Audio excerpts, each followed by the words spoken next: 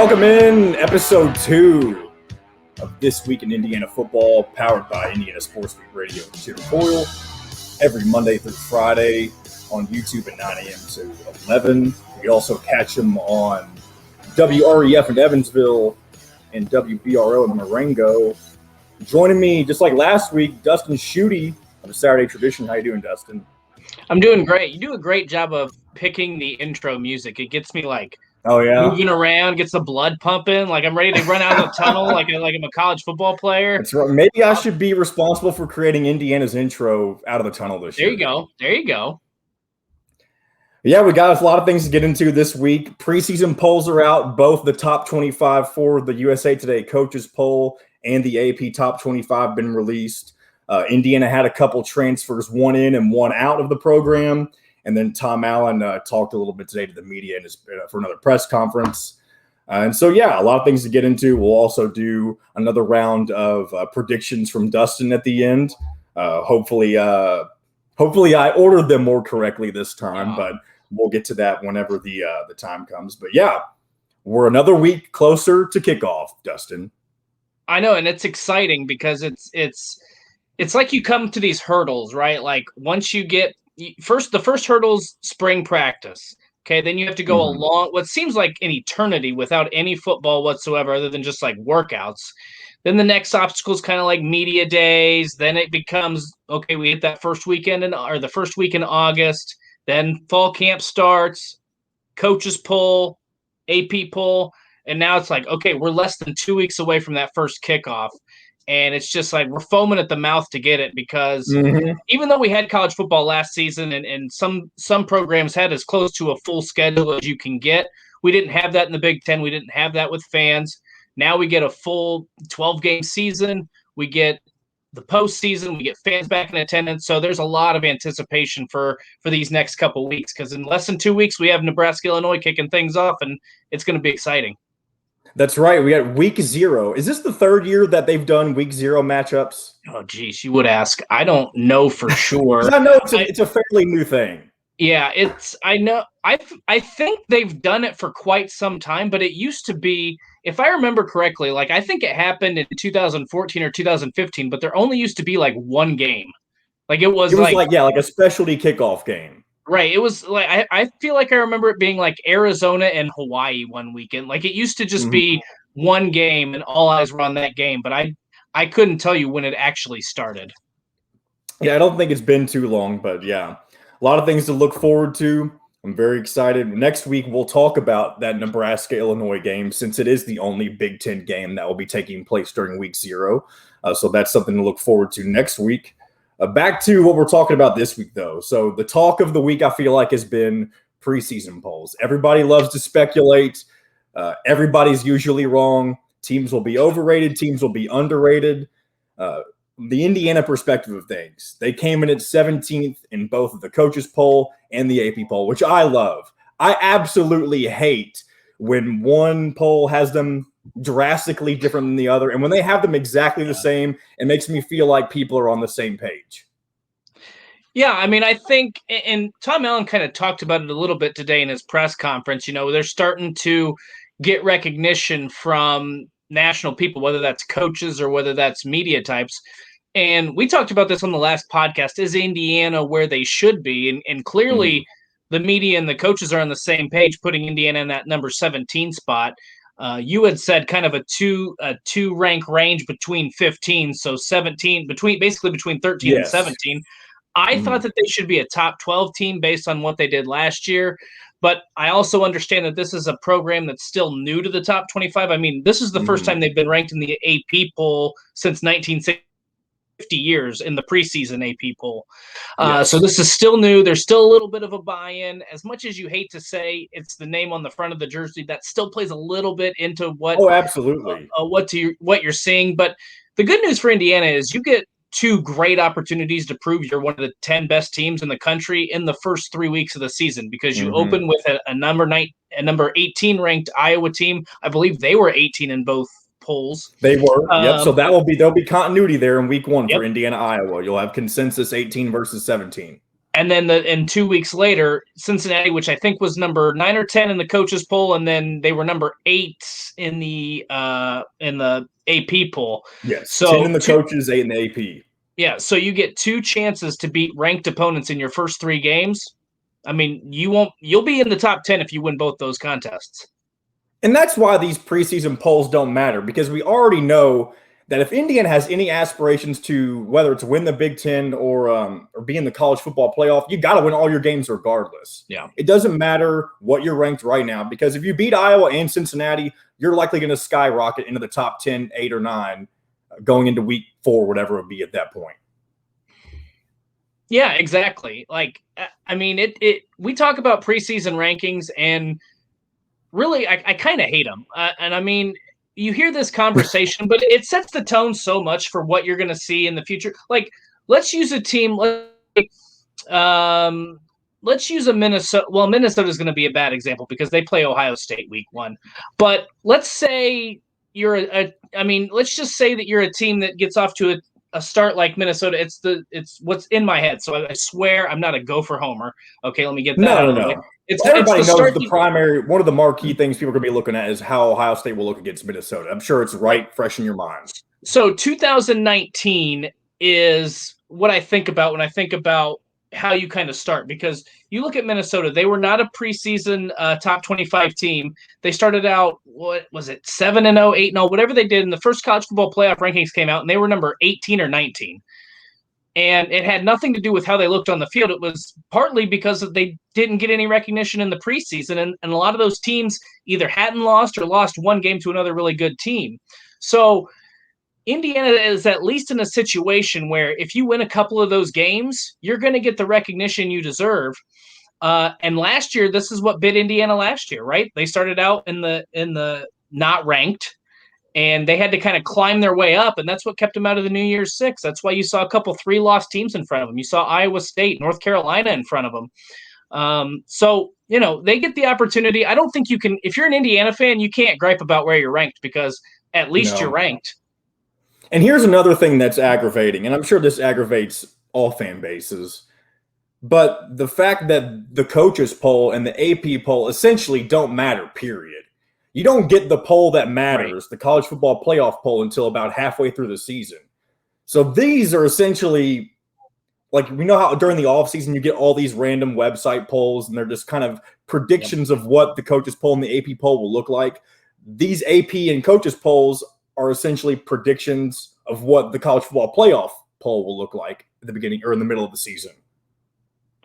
Yeah, I would agree with that. The problem, I don't disagree with what you're saying, but the point is when they become obsolete, and that's in late October, early November, whenever the first college football playoff rankings are released. But the problem is that the college – like, it's hard for that selection committee not to look at the AP rankings when they go into that room for the first time. They can tell you as much as they want, and I've voiced my frustrations with the college football playoff selection committee over and over and over again, and clearly they don't listen to me, so I should just stop, but I probably won't. But they say that they go in and evaluate each team, they scrap the rankings, they look at the records, they look at performance, yada, yada, yada. I mean, that's not true. They probably do that to some degree, but they're also relying on the Associated Press and the coaches for the people who have had to play these teams, for the people who have had to watch these teams on a weekly basis. They are depending on that evaluation, on those evaluations and that analysis in some capacity. So that's where the frustration comes in. I'm not saying you have to get rid of the rankings until the college football playoff rankings come out. I would just like to see teams play for 3 or 4 weeks before you release some sort of poll. But that's not going to happen. Of course, yeah, because this is what drives conversation. This is what drives clicks on websites and all that kind of thing. This is what we're talking about right now with 2 weeks until the first game. So as long as we're talking about it, it's going to continue. Exactly. And I remember seeing you tweet earlier this week, going into teams that could be overrated. You say you're not buying into the Iowa State hype. And I'm sure you don't have that many Iowa State people on your behind on your Twitter since you cover the Big Ten. But what is it about Iowa State for you that makes you think that they're just not going to perform up to what everybody hypes them up to be? Well, I'm going to give a shout out here on this podcast to another one of my podcast friends, and that's Jeffrey the Greek. They do the Eyes on Big podcast, and he made this comment after I sent out that statement, and that comment was, Iowa State gets a pass for losing to Louisiana because it was a weird COVID year, right? But nobody looks at Iowa State finishing. What was their final record? I don't remember off the top of my head. I think they had two losses. I think they lost, 2 games. They lost 2 games. They were in the Big 12 championship, and I think they beat Oklahoma in the regular season. I think I have my facts right there. But nobody attributes that to a weird COVID year. So you can have the failures because of a weird COVID year. You can't have the successes. This feels very much like, to me, a Michigan type of situation. And to be honest, I don't know a ton about Iowa State, but I feel like there were guys like and I'm just using these guys as examples because I don't know who said what, but if you have guys like Kirk Herbstreit, Joel Klatt, some of those analysts who watch these games, who dissect these games, if you get a few of those guys who say Iowa State's going to be really good, then it's kind of like a snowball. And a lot of people in the media kind of buy into that and be like, oh, yeah, they got Brock Purdy coming back. They got so-and-so coming back. And I don't know enough of their players to know, but it just seems to me like I wasn't overly impressed with Iowa State last year. And I think they're a top 25 team.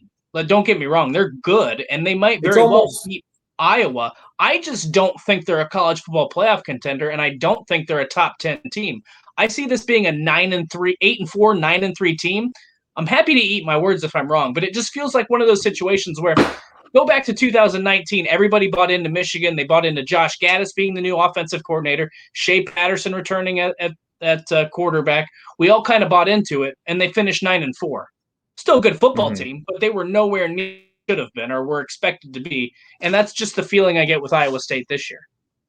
Yeah, it's interesting. I remember last year I questioned a lot. And obviously a lot of this was coming from me rooting for the Hoosiers. But it felt like they were on two opposite ends of the spectrum with the committee. The committee really loved Iowa State for some reason, were able to overlook those losses that you were talking about. And Indiana, on the other hand, their only loss in the regular season was to Ohio State, who was in the national championship by 7 points. And so I don't understand. I know Iowa State doesn't have the bad rap that Indiana always has, but it's almost like the committee didn't want to believe that Indiana was as good as they could have been last year. Well, the thing that was frustrating to me more so than the Iowa State stuff, because Louisiana was a good football team. Like I don't know if you would define it as a quality loss, but what I'm saying is it wasn't a bad loss because Louisiana turned out such a. What's the term for that? That's not an oxymoron. What is the term for? Yeah. I think that's an oxymoron. Well, I think so. You're saying something that is inherently bad, but you're saying it's good at the same time. I don't know. Like a backhanded compliment. That's kind of like a backhanded compliment, a quality loss. I didn't study English. I studied history because I make good decisions in college. So I'm not the best with words, even though I have a writing as a profession. And now I've lost my train of thought. What you got me derailed here? What was it? No, Iowa State. Okay, so we're talking about Iowa State and Indiana. The problem I had with Indiana last year was let's put everybody else aside. Let's forget about everybody else in play. How the hell are you going to give Ohio State credit for being a good Indiana team and then not give Indiana credit for losing to a really good Ohio State team by 1 possession? It was like Ohio State got credit for that win, and the selection committee, which in its history has given SEC teams a free pass for a quality loss, Indiana didn't get that benefit. And it just doesn't – and this is why – and Gary Bart is just kind of the talking head of the selection committee. So he didn't have as much to do with it as a lot of people say, but that's why people are coining it the Bartable, and this is, the start of some sort of big rivalry or whatever because of Iowa and Indiana got disrespected. To me, go ahead. If you would have just given Indiana the same amount of credit for playing well in that game as you would, imagine if that had been Georgia. Oh yeah, I don't even have to carry on there. Just imagine that had been Georgia. Any power team. Yes. That's normally competing for a playoff spot. Right. And they would have been – well, they played Ohio State tough. Indiana didn't get. I mean, it was just kind of like that's nice, and then they just kind of swept it under Not the to rug. mention, the Big Ten had to break its own rules to give Ohio State a shot at the Big Ten championship. Well, that's correct, but I mean, and I know that's neither here nor there, but that's more of a Kevin Warren issue. Yeah, I mean, it's just it speaks to the fact that nobody had any. The Big Ten. I mean, let's move on. I'm going to go on a tirade, and we don't need to. This is a positive 2021 conversation. I don't need to blast everybody again. We got enough of that. By the way, okay, I am going to go on a tirade here. We're less than 2 weeks out. The Big Ten still doesn't have a plan for a COVID forfeiture or anything like that. Can we talk about how ridiculous that is? When 2-3 weeks ago, Kevin Warren said we would have a plan in place for week 0 when the games kicked off. I have 0% confidence that's going to happen. You don't think they're going to have anything for week 0? Not even just a. We haven't heard anything. There's not one. Well, I'm not saying here's the thing. I know they'll have something, but it would not surprise me in the least bit if they release it the day before the game happens. Change it midway through the season, depending on who it affects, positively or absolutely. negatively. I mean, they've done it once. And so this sets the bad precedent because I have no faith that there isn't going to be some sort of cluster bleep at some point in this season from the Big Ten perspective. Go back to last January when the season ended, they should have had some sort of plan or some sort of meeting in place and said, okay, we know this probably is not going to be a normal season. Because we talk about this is going to be more normal than I think we had expected at this point, right? Like planning on absolutely. So full capacity, 12 games. I think a lot of people would have said if we're doing conference games and half capacity a year ago, we would have been like, yeah, we'll take that. No problem. Mm-hmm. But you've got to have some sort of plan in place. They should have had this figured out by June, and we have nothing. And so I have 0% confidence that A, there's going to be a plan in place, or B, if there is a plan, not going to be altered at the last second, just like it was last year. Yeah, and unfortunately, that's the reality that the Big Ten is probably living in this year for the second time in a row. Yep. And there's nothing that players, coaches, any of the teams can do about it.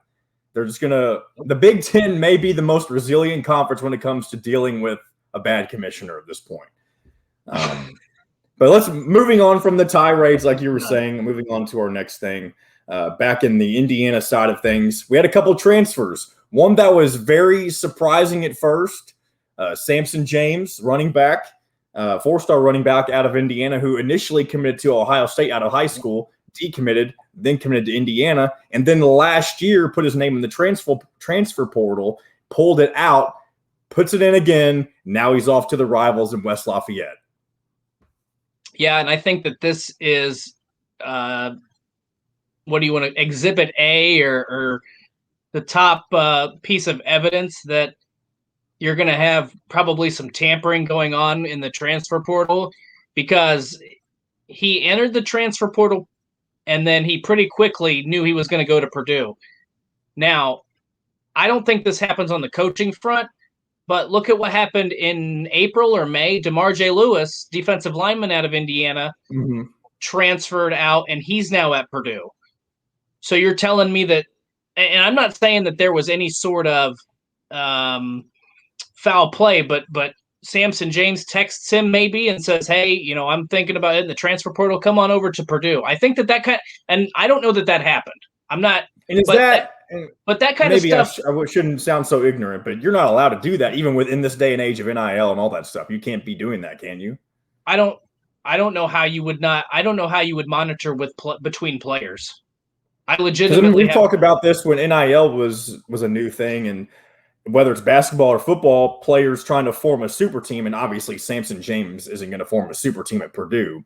But who's going to say that players can't just text each other when they're not satisfied at their current location and bring them somewhere where they think they could fit in just by a simple text message? I think that's going to happen. I think it's probably happening. It may have happened before this year. Yeah, well, I'm sure it has. I'm not saying that this is what happened in this situation, but it definitely helped Purdue by the fact that DeMar J. Lewis transferred from Indiana to Purdue. Because he already has contact information. He could easily reach over without having to deal with coaches, and it could be more of an inside job than anything else. Well, and I don't know that it's an inside job, but if you and I are friends, okay, and let's say you're at we'll just use this example. If we both started Indiana, I left and I went to Purdue because I was unhappy when getting playing time. I think in this case, DeMarche Lewis had a cousin that was committed to Purdue in the 2021 class. So that a family tie there might have had something to do with his decision to leave and go to West Lafayette too. But let's say we're both at Indiana. I'm unhappy. I want to leave. I go to Purdue. You text me a year later and like, man, I hate it here. Or I'm not going to get any playing time. By the way, Purdue needs a running back. They ran the ball for an average of 83, 84 yards the last 2 seasons. I mean, they are abysmal. Part of that is the offensive line. But, like, you're thinking about leaving and you're a former 4-star running back? Man, we don't have anybody that can carry the ball here. Please. And now you've got me thinking. Playing time. You'll get your opportunity here. Trust me. And you've got me thinking on the other end of things. Indiana brings in defensive back Jonathan Haynes from Ole Miss. They've already brought in Ryder Anderson. There's probably some texting going on there. I think, and look, if you know people and they're going to help you out, why wouldn't you take advantage of that? This is just I have no problem with this happening. I'm going to put that out there, and I don't think that I do either. And the second part is I'm not saying it is absolutely happening. My issue with it is workaround for coaches in a sense, because they can probably tell one of their players, hey, you know anybody happy at Indiana? You know anybody that's unhappy at Ole Miss? Whatever the case might be, send them a text message. It's a workaround, and these guys aren't dumb. They know how to create loopholes through the rules. So that's where the immediate eligibility thing to me can be a blessing in disguise, because I think you can have some sort of poaching happening. Yeah, and I think this will be something that will seem more commonplace as years go on in college football. Like we said earlier, now the NIL is a thing. And obviously this isn't an NIL thing. Right. But NIL has made this easier and more acceptable, I feel like. NIL, the 1-year transfer rule, all of it has made it easier and more acceptable. And I'm not saying it's right or wrong. I'm just like, I think you're going to see, we already heard of basketball coaches talking about it being the Wild West in terms of coaches making contact with players before they've entered the transfer portal. And those are teams of 15 to 20 guys, depending on how many walk-ons and red shirts and guys you have. Now you're talking about, 105, 115 guys that are allowed to be when you include the scout team. Mm-hmm. I mean, that's a lot of guys to keep tabs on. And if a guy's not going to play, do you really care that much? I mean, obviously, if somebody contacts Michael Penix, Tom Allen's going to be on the phone. But if you're talking with a reserve defensive lineman or a running back if you listen to Dylan McCullough's press conference a few days, maybe a couple weeks ago, I mean, he made it sound like he's given everybody that opportunity, and if you don't take advantage, he's not going to play you. He doesn't care what your star rating is. He doesn't care what your name is. And one of the notes from today's press conference with Tom Allen, and this relating to Samson James, he said that Stephen Carr has separated himself as the primary back right now. And I don't know if Samson James thought that he was going to be that primary back. Certainly he wants to be. And I'm sure once he realized that Stephen Carr was brought in from USC, he already knew Coach McCullough. He knew the writing was kind of coming on the wall. And I'm sure he wasn't happy about it. He had put in his time in Indiana. He probably thought he deserved to be that primary back, whether he was going to be it or not. And he likely, not saying he did, likely sent a message to somebody over in West Lafayette, and we're here now. And it is what it is. Right. And sometimes a fresh start is good. Like, you think about some of the players who have transferred into or out of some of these programs. I mean, Jake Rudock at Iowa, he was a guy who this was obviously several years ago, but he left Iowa after kind of losing his job to C.J. Beathard, and then he went on to Michigan and led them after a 5-7 season. He got 10 wins as the starting quarterback in Jim Harbaugh's first season. You look at a guy like Jordan Howard from UAB. Now, I think that was a little bit different situation because their UAB program was shut down. Yeah, but he transfers in, and he had a solid career at Indiana, and then he had a solid NFL career. So sometimes, if you're not meshing with the staff, or maybe there's some other things going on there, maybe he just needs a fresh start, and he's going to get a great opportunity in West Lafayette because, like I said, their running backs haven't been, their offensive line play hasn't been great. Maybe he's the spark. Maybe that's more of a perfect marriage. Lovie Smith always used to say, and it was kind of a funny saying, but I get where he's coming from. Divorce is good sometimes, right? And maybe it was time for Indiana to move on, and maybe it's time for Samson James to move on. And I don't think Indiana's offense is gonna suffer. But if Samson James, whether he's eligible this year or not until the 2022 season, I think Purdue's offense is going to get better because he's in that rotation.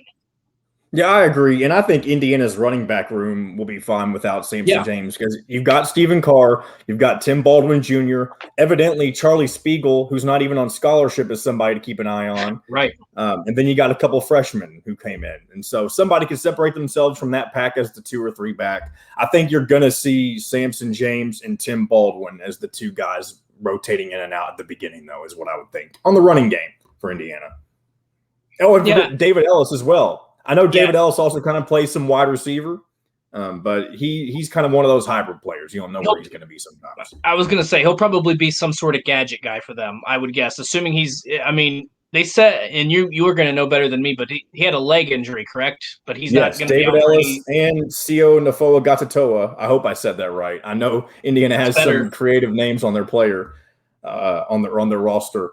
But they both sat out today with minor injuries. Neither one of them were thought to be anything extensive. But as of right now, Ellis and Sio, I believe, are the only 2 guys hurt on Indiana's roster. But thankfully, it's supposedly not going to be anything worth worrying about. A couple more notes from Tom Allen's press conference today. The major one being Penix feeling good. He thinks he's going to be ready by September 4th. No concerns from him whatsoever. And obviously, he's going to say that. But Penix being the confident guy that he is, I think he knows he's ready, whether his body is ready or not. That's going to be the big test to see whether or not his body is ready because, he's not gone through a season healthy yet. Obviously, you can't really help that. It doesn't seem like he rushed to get back, so that's a good sign. It sounds like he went through all the necessary steps, did all the necessary rehab and all that, so that's good. He's been confident since media days, and even really back to spring practice, he thought he was going to be the starter for the Iowa game. So that's a positive sign. And I thought it was funny too. Today he said, or in the press conference on Monday, he said that he would like to be running a little bit more in practice, but Tom Allen kind of shuts that down as soon as he's in a tough situation. And I wouldn't be surprised. Like, if I'm Tom Allen, I'm telling him, you do not run at all unless it's your. I go back. Have you seen the movie Hoosiers? Please tell me you've seen the movie Hoosiers. Yes, it's been a while, but I have seen Hoosiers. Okay, so there's a part where Gene Hackman goes to, I can't remember his name. Is it Stroud or whatever it is? He's like, I think I know who you're talking about. The guy who drinks a lot. No. This is one of the players. Oh, I'm thinking of Shooter. Or I don't think that's who you're talking thinking about. Of Shoot. Yeah, I'm thinking of Shooter. No, so he goes up to, I think it's Stroud. And he goes, don't shoot unless you're wide open right underneath the basket. And I feel like Tom Allen's going to have some sort of similar message to Michael Penix. Don't run unless there's nobody within 10 yards of you. And if you do, either get out of bounds or get down immediately. Because they cannot, and on a serious note, they cannot afford to lose him in any capacity this year. Yeah, and another thing to think about, too, in terms of backups, and I know people are probably thinking Jack Tuttle is the primary backup. Tom Allen said today that he's not ruling out using Donovan McCulley for some set pieces this year or in some form or fashion this season. To me, that says that he's preparing to step into that backup role. And I know Jack Tuttle's going to be it for now, but I know deep down, or I don't want to say I think deep down that the coaching staff wants McCulley to be that guy behind Penix. Probably. And it reminds me of James Franklin and what they did at Penn State for a few years behind Trace McSorley. They would bring in backup Tommy Stevens, who eventually Mississippi State. They would bring him in. He played wide receiver. He played running back. He played quarterback for them at times. So they found a way to get him on the field in different offensive packages and kind of catch the defense off guard. And he was a really good quarterback/gadget guy. And I suspect that, look, Tom Allen's kind of playing with house money this year, right? Like, everybody has high expectations, but why not put your best athletes on the field? If he's like, you know what, Donovan McCulley is not ready to be our starting quarterback, but if I can get him under center 5-6 times a game, if I can hand the ball off to him, if I can as a receiver, I wouldn't be surprised to see him in that role because he is a very athletic kid. And I think you could definitely see him too in some trick plays in the towards the end zone. One of those. I'm not the kind of person who's going to – I don't know how to explain schemes or all that kind of thing in football, but one of those things where Penix would hand it to McCulley and then throw it to Penix in the end zone. I don't know what that's called, but one of those kinds of plays. Flicker or reverse or something. I mean, where you got two quarterbacks in, but one of them's not actually playing quarterback. They come in and then they actually throw the ball for him. Yeah, I mean – But I do think that's one of those things, if the defense saw that, they would know what's coming. Well, Maybe.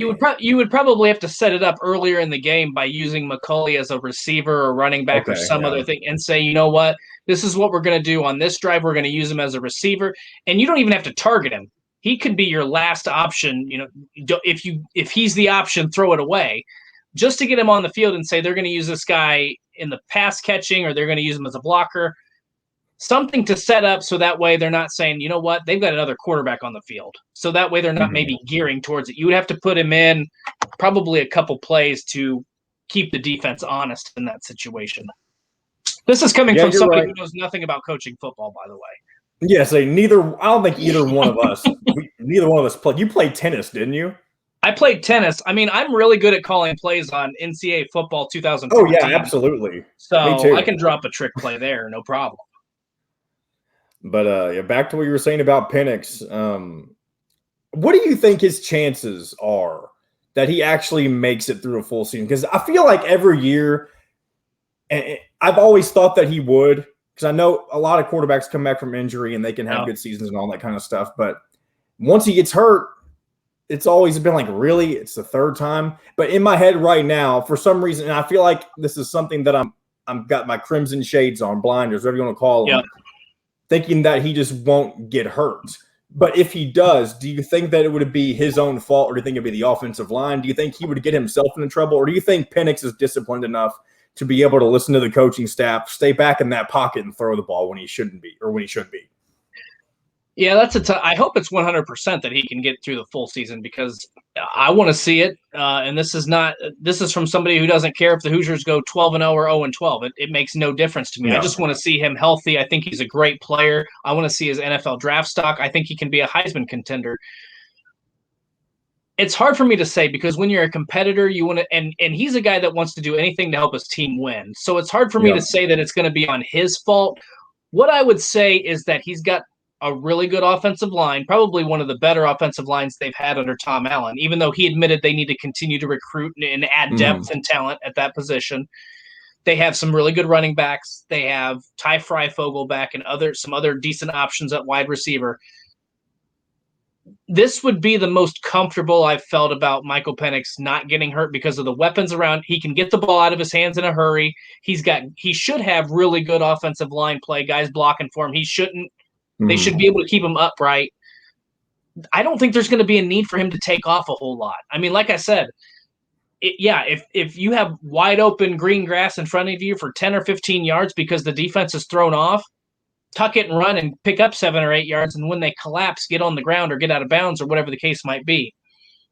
Maybe he noticed it last year, because last year it wasn't his fault. Like it was just an unfortunate situation where he just kind of took an awkward tumble. So, I mean, you can never rule those things out, but I don't know. The problem is, it doesn't matter who they're playing. The game plan on defense for whichever opponent it is going to be get to Michael Penix, because they know he's fragile. Right. And so that's one thing that does worry me. Even though you'll have a good offensive line, I think he's going to take some sacks this year. I mean, that's nothing against the offensive line, but I think you're just going to see an increase in pressure on the defense that you hadn't seen before in previous years. Well, but I don't disagree with you, but he can get the ball out of his hands so quick. That's true. That's true. If they start blitzing all the time, you're going to open. I mean, they've got guys. Look at Ty Freifogel. He's a guy that can catch a pass from 3 yards out and take it 80. Mm-hmm. I mean, you have athletes on that roster. I don't know how good of a pass catching back Stephen Carr is. Tim Baldwin and David Ellis should be pretty good from what I've heard. So you are going to have options to get the ball out of his hands quick. I mean, he's not going to have to wait to throw the ball 60 yards down the field. I mean, he can get the ball out of his hands quick. He's got guys. He doesn't have Whop Phillier. That's a big disadvantage because Whop was really good at catching the ball, making a guy miss, and then turning a 2-yard loss into an 8-yard gain. I don't know that they have that kind of guy, but they have some weapons there where if he gets the ball out of his hand quick, I mean, if you hit him, you're going to be called with a late hit. So, and potentially thrown out of the game. So, that's just my opinion. It's hard to tell right now. Everything's speculation. We're not going to have any idea what it's going to look like, what kind of pressure he's actually going to be under until they play Iowa in a couple of weeks. Right. Well, and that's going to be a good test, too, because Iowa is typically good at getting – and now they're replacing some pieces on the defensive line this year, but they still have Zach Van Valkenburg, who's one of the best defensive linemen in the Big Ten.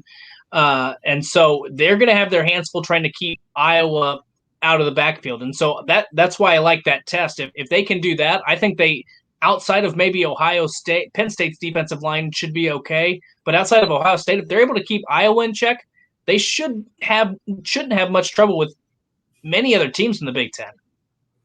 I definitely think that if Indiana is going to beat Iowa, one of the things that's going to have to look significantly better than last year is the run game, especially when, like you were saying, Iowa's defensive line isn't the best. If they're able to churn out more yardage than they had been known to do whenever Stevie Scott was at the helm, I think Michael Penix can have an average day and Indiana can still have a chance to win. I'm not saying Penix will have an average day, but I think if Indiana has a successful run game, it's going to make Iowa have to think more on defense and not always have to worry about Penix.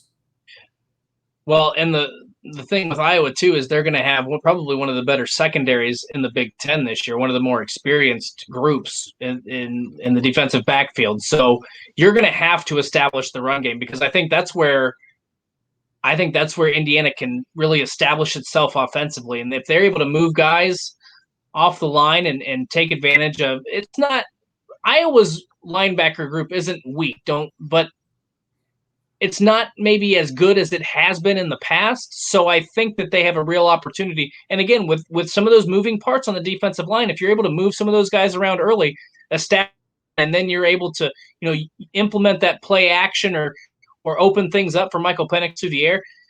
Now, I'm going to talk out of both sides of my mouth because Kirk Ferentz is 1-3 against Purdue, and all they do is throw the football. And I can't explain it. I have no idea how they lose to Purdue every year, but it happens. So maybe there's some sort of magic there that Tom Allen will be able to channel.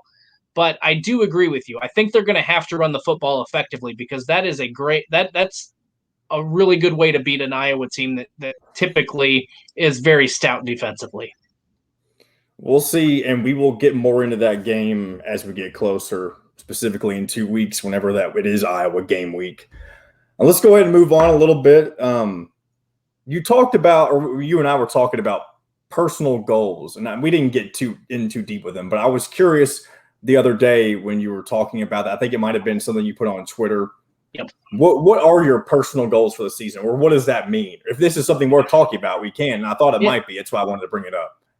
Well, I mean, if other people are interested in it, we'll find out. If not, they can just tune out and fast forward till we get to the good stuff again. Are you referring to like your writing? I was just trying to. Okay. So basically, for me in my career, every year, every August, I set some personal career goals for myself, and some of those are big picture. Some of those are every day.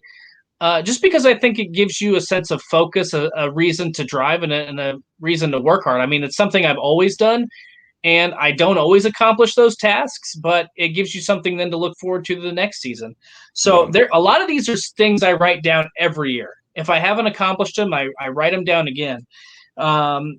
So for an example, one of my goals is to win some sort of an award in writing.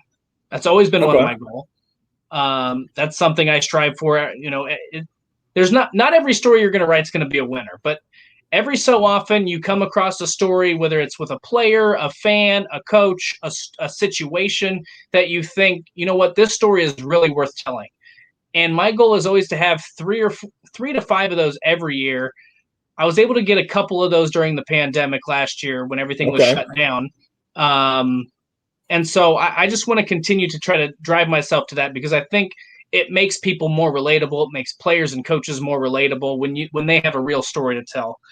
And then some of these other ones, just simple stuff like be a better writer, like make fewer mistakes, work hard every day. And then one of the big ones that I have for myself is to help my staff grow and develop, help my employees grow and develop, help expand their knowledge of the Big Ten, help them in other ways, to help not only our website at Saturday Tradition, but to help them grow as professionals, as individuals. I take a lot of pride in helping them do that. If I don't feel like I've helped them, then I didn't do my job correctly. As someone who's in a role of management, my goal should be to help them elevate, and whether they want to stay with us for the next 10 years or whether they want to go do something else in a year or two, I just want to help get them the tools, the knowledge, and the experience that they need to be successful. So those are just, there's a few on here that I probably shouldn't mention out loud, but those are just some of the ones that I write down for myself, just because it gives me something like, to work for. Do you consider the new year for yourself, at least in this aspect, like the beginning of college football season? Is this kind of like your New Year's resolutions of some sort? It is. I always do New Year's resolutions, like my personal goals and like health and friendships and things like that. I set those goals at the new year like a normal person. But when it comes to career goals, I'm still on a school calendar. I've worked my entire life and always operated on a school calendar. So I go August to July, baby. So when we get about 2-3 weeks out from the start of the college football season, that's when I start looking at career goals for myself for the upcoming year. See, I consider myself, or at least I feel like I do, I consider myself a goal-oriented person, but I'm not always the best at putting those goals pen to paper kind of thing. It's just something that I may think of and aspire to accomplish, but I never have a set path, and that's something that I feel like I have regretted before, because maybe it has hindered me from getting where I've wanted to quicker. Not that I feel like I've never gotten to where I've wanted to get to in my early life so far, but interestingly, I didn't realize that this is what this topic was going to be. I just remember seeing it on Twitter, and I thought it'd be interesting to talk about, because I'm sure even though this is from you're a writer, and this is kind of just from our perspectives, not from a football perspective, teams always have goals too. I remember Tom Allen, whenever he first became the head coach, he put 3 things up on the board of what he wanted to accomplish during his time in Indiana. I know one of them was win the Big Ten. I can't remember what the other 2. But there were numbers there. That's why I can't remember what exactly they were. One of them was win a bowl game. One of them was win a bowl game. Win a bowl game, win the Big Ten. I don't remember what the third one was. I think it might have been be a top 25 defense or something. No, it wasn't win a national title. It wasn't. Not that I don't think Tom Allen thinks that's impossible. But you have to get those. I just think he knows better.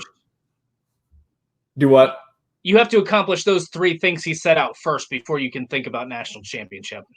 And here, one thing I like, and I'm sure this is kind of coach speak, and this is what they tell themselves to say, but they always say they have their goal. Their number one goal is win the Big Ten. When winning the Big Ten essentially means you're going to be in the college football playoff, unless the Big Ten overall is having a down year, Right. Yeah. Correct. Most years that's going to result in you going to the college football playoff, or at least being like the Rose Bowl. Like Penn State kind of got the short end of the stick of that a few years ago when they were 11-1. They were ahead of Ohio State in the East standings, played in the Big Ten championship, But Ohio State also only had one loss that year, and the committee once again found favor with Ohio State over Penn State. Well, Penn State had 2 losses that year. They lost to Pitt. Oh, they did? But one of their wins was over Ohio State. That's one of their wins was over Ohio State, and Penn State went on to win the Big Ten title. I still will fight tooth and nail, even though Ohio State got pummeled in the Sugar Bowl by Clemson. Even though Penn State lost to USC in the Rose Bowl, I still contend that Penn State should have been the team in the college football playoff that year. And that's where I think, and maybe I don't know if this is a division problem or not, but divisions and conferences at this point, what is the point? Who cares if you win your division? Why not just put the 2 best teams from the conference in the Big Ten championship? And then you don't have to worry about the imbalanced schedules between the Big Ten East and the Big Ten West. I know the Big Ten West isn't weak necessarily, but the Big Ten East always draws comparisons to the SEC West and how strong it is. If you get rid of divisions, you can have mixed matched schedules every year, and you're not going to have to worry about, or Indiana specifically isn't going to have to worry about having to face Ohio State, Michigan, Penn State every single year. Yeah, and I understand that. I don't know. When you're looking at you have 14 teams and you look at a 9-game schedule. I wonder though, and I don't know how the scheduling process works, but let's say that by chance Minnesota is your best team on a given year, or Nebraska is your best team on a given year. I'm looking at the teams on the back here of my Big Ten banner. Northwestern, Purdue in a given year. And let's say they miss Ohio State. They miss Penn State. They miss Michigan. Yeah. And you might have that anyway. You may have that in a situation where you're playing if you're in the West, you may not have to play one of those 3 teams as it stands now, but you're still going to have to play the best team in the East in order to win the Big Ten title. And in this situation, you might have 2 teams that maybe between the 2 of them, they play Ohio State once and Wisconsin once or something along those lines. Whereas Michigan because of the rivalry, they play Ohio State, they play Michigan State. I mean, I don't know that there's I think that there's flaws with both. I'm not saying that would necessarily happen, but I think that there's scenarios where you can find positives and negatives with divisions. Yeah, I've actually never heard that perspective before, maybe because I guess I've never really thought about it. I just always felt like things would be more balanced, but it essentially it won't be balanced. Because not everyone is going to play everybody. You're not going to have a 13-game schedule. I mean, I guess you could in the future if they expanded it, but I don't see that happening. Right. And I think the problem you come into with that as well is television. Television's going to want to pay for the big games. So you're not going to have Ohio State avoid Penn State very often. You're not going to have Ohio State avoid they're always going to play Michigan, but there are certain games that television is going to want to have because of the rivalry, because of the viewership. And so that's where you're going to see some of these teams get the short end of the stick. I mean, why do you think Nebraska plays Ohio State every year? It's because that's the whole thing why Scott Frost made the comments on why they don't get to play the Indianas and Purdue's, and I always thought that was a little fishy. Nebraska shouldn't get screwed over with those crossovers with Ohio State every single time. Right, but it brings in big money because Nebraska's got a giant passionate fan base, and Ohio State, Michigan. That's why they get on those schedules more often, because it's a giant fan base, and that's why you see Minnesota a few years ago. I think they played Maryland, Rutgers, and Penn State in the crossover because Ohio State, Minnesota doesn't do a lot. Yep. Minnesota, Michigan doesn't do, even though they have a rivalry and they play for the Little Brown Jug, it doesn't do a lot. So there's going to be certain teams. I mean, you see it now, so maybe it wouldn't be that much different. But I'm just saying, in a certain year, maybe you have an above average Ohio State team, but they have to play Michigan, Penn State, Wisconsin, Iowa, and Purdue play some of those teams. But then they play Rutgers, Maryland, Michigan State in the down year, and Indiana. And you look at the 2 schedules and who should really be playing in the Big Ten championship. I guess we'll have to see if anything like that ever pans out. I'm kind of on board. It's something I have to think about. Divisions can be good or bad. I see, regardless if there are divisions, there's going to be those wrinkles like you're talking about where they make the big games happen. So there's probably no way to avoid all that kind of stuff. But we're getting close to our to an hour, so we're going to go ahead and move into our final main segment. Last week it was a little odd because Dustin wasn't able. It wasn't as fun as I wanted to be. Or at least I couldn't hear the music. Because Dustin didn't get to hear the rambunctious music that's going to be playing. But it's his. He's going to make 5 predictions in 30 seconds. This week, I tried to order them from easiest to hardest. Honestly, in my opinion, I feel like most of them are equally hard. I could be wrong. I may have made them too hard, but I really don't know. We're just going to have to wait and see. I didn't so last week I couldn't hear the music, but I was still stumped and thrown off by the first question. So I don't know if it's going to make any more difference, but we'll see. I'm ready for it, I think. We'll see. We'll just go ahead. And once again, I'm going to the music and the timer starts after I read the first question. So we'll go ahead and get right into it. First prediction. Who will be Big Ten Coach of the Year? I'm going to go with PJ Fleck. Which top 25 team will be the biggest surprise? Which top 25 team will be the biggest surprise? Let's go with Penn State. Which Big Ten coach gets fired after the season, if any? Oh, gosh. 10 seconds. Pass. Who should be in the top 25 that isn't? These are probably questions. You say they're so easy. These, you know what? I think with a minute. Okay. Easier than last time. Coach that's going to get fired is tough. Okay, what was it? Because it really depends. There may not be any Big Ten coaches that get fired. Yeah, I feel like I say that every year and then it happens. So the 3 candidates. Let me say this. I don't know who it's going to be, but there are 3 candidates: Scott Frost at Nebraska, Jim Harbaugh at Michigan, and I do think that Jeff Brom at Purdue is in trouble. So I think those are the 3 that I was thinking. Yeah. I think one of those 3 will not be back next season. I don't know who it is, but I think one of those 3 will not be back. I don't want to piss off those 3.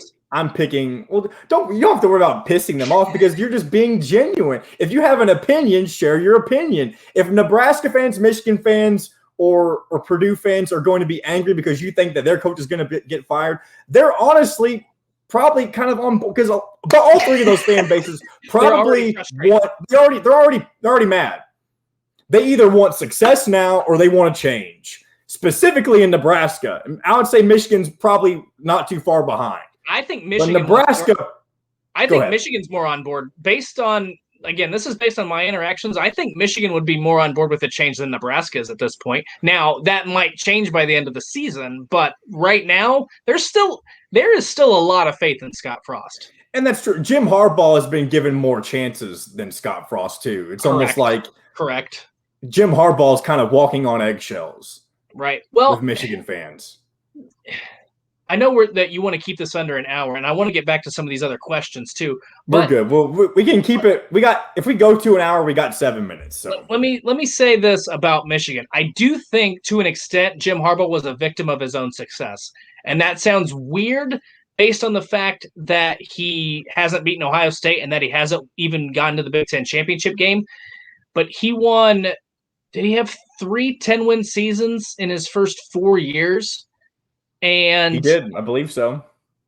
How different might that have looked if he inherited what Brady Hoke had and then went 5-7, 7-5, 9-3, 10 and it kind of reversed, or it was at least a little bit more balanced where it was trending upward, and then you might say maybe this is going to be the year. So I think that there's an advantageous point from Scott Frost because I think his winning percentage is actually better each year. I'd have to look at the percentages, but 4-8, 5-7, 3-5. I'm trying to do math in my head. I don't know what 5 out of 12 is, but it would be below 50. I don't know. Anyway, that's not the point. So I'm just saying there's still faith in Scott Frost because he's gradually gotten better, and this is supposed to be his best team, whereas Jim Harbaugh hit the ground running, and now it's just kind of like they've leveled off.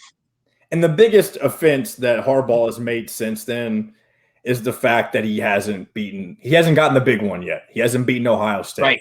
especially in the year where a lot of them thought they were going to beat Ohio State. If they would have won that 2016 game, I don't know that we would be talking about it quite this. And he's also crazily. doesn't he only have one win against Michigan State, if I'm not mistaken? Gosh, I'd have to. He think. Has a losing record. Won, he has a losing record to Michigan they State. Won in 2000. They won in, I think. See, they won in 2016. I think they won in 2018 and 2019. So he would be 15, 17. I think he's 3-3 maybe against Michigan State. Who knows? Either way, been there that 6 can't years be the or standard, 7 years regardless. now. I'm pretty sure he's 3-3 against Michigan State. That last year was an abomination because Michigan State was not good. I mean, Michigan turned out to not be good either. But Indiana shut out Michigan State last year. Correct. For Michigan to lose that game, I know there wasn't any fans, but still. For Michigan to lose that game to Michigan State, that was probably the worst loss of Harbaugh's career at Michigan. Like, I don't even think it's close. We'll go ahead and bring up these last two questions. Evidently, next week, I need a new plan for what I do for these 30 seconds. How about 1 minute? Let's just try 1 minute. Maybe it could be a minute. Maybe we could just try a minute instead of trying to, because it's hard to find easy questions. You know, I like the thought-provoking questions, but that's why these are more discussion-based than quick-offs. I didn't realize that. I do like the questions. I think the questions are fine. But if you go with a minute, that gives me about 12 seconds to answer each one. And clearly I think I would still be under the gun to get that last question in. Let's go ahead and do these last two. Who should be in the top 25 that isn't? Who should be? Northwestern. Okay. I should have known you were going to say that. You're a big advocate for that before. Did you say who will be the biggest surprise? Which top 25 is the biggest surprise? I can't remember if you answered that. Penn State. I think Penn State will be a top 10 team. Mm-hmm. And then the last question I had, if OSU loses, which team beats them? Oh, that's a great question. I do think they'll lose the game. I actually wrote a story about this, the bold predictions I sent out. This is a shameless plug for myself. But I do think because Nick Saban hasn't done it, Dabo Swinney hasn't done it, Lincoln Riley hasn't done it, Urban Meyer hasn't done it. None of those coaches went through the regular season undefeated 3 consecutive years. Some of them did it twice, but not 3. Oh, boy, let's see.